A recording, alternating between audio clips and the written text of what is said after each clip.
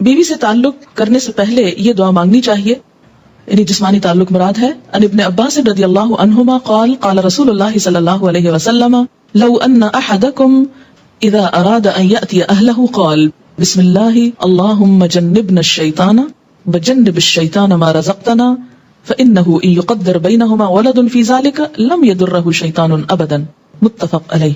حضرت عبداللہ بن عباس رضی اللہ عنہما سے روایت ہے کہ رسول اللہ صلی اللہ علیہ وسلم نے فرمایا، جب کوئی آدمی اپنی بیوی سے جسمانی تعلق، فزیکل ریلیشن، سیکشل انٹرکورس کا ارادہ کرے تو اسے یہ دعا مانگنی چاہیے، ہم اللہ کے نام سے مدد چاہتے ہیں، یا اللہ ہمیں شیطان سے محفوظ رکھ، کیونکہ شیطان ایسے مواقع پر انسان پہ زیادہ حملہ آور ہوتا ہے، اور ہماری اس اولاد کو بھی شیطان سے محفوظ رکھ جو تو ہمیں عطا فرمائے۔ یہ دعا پڑھنے کے بعد والدین کو اللہ تعالیٰ جو اولاد دے گا وہ شیطان کے شر سے ہمیشہ محفوظ رہے گی، اسے بخاری اور مسلم نے روایت کیا ہے۔ دوبارہ فزیکل ریلیشن سے قبل وضو کرنا مستحب ہے۔ مستحب کا مطلب پسندیدہ ہے، فرض نہیں ہے۔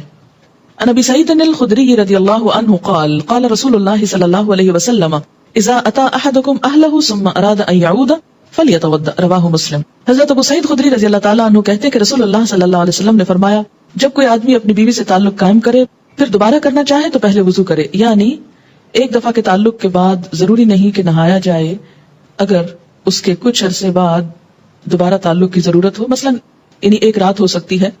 اس کا مطلب یہ ہے کہ نہانا ضروری ہے کس کے لیے؟ نماز کے لیے، عبادت کے لیے، قرآن پڑھنے کے لیے۔ لیکن اگر انسان ناپاکی کی حالت میں ہے ابھی اور دوبارہ ایک شخص بیوی کے ساتھ تعلق قائم کرنا چاہتا ہے تو ضروری نہیں کہ نہانے کے بعد پھر کرے۔ دوبارہ تعلق میں کوئی چیز مانے نہیں، ہاں بہتر ہے وضو کر لے۔ مستحب کا مطلب کیا؟ بہتر ہے وضو کر لے، اور وضو یہاں ایک طرح سے فریشنس پیدا کرتا ہے انسان کے اندر۔ لیکن اگر کوئی وضو بھی نہیں کرتا، یعنی یہ ایسا وضو نہیں جیسے نماز کے لیے وضو کرنا ضروری ہے کہ اس کے بغیر نماز نہیں ہوگی، تو اگر دوبارہ تعلق میں وضو نہیں کیا تو اس کا یہ مطلب نہیں کہ گناہ کا کام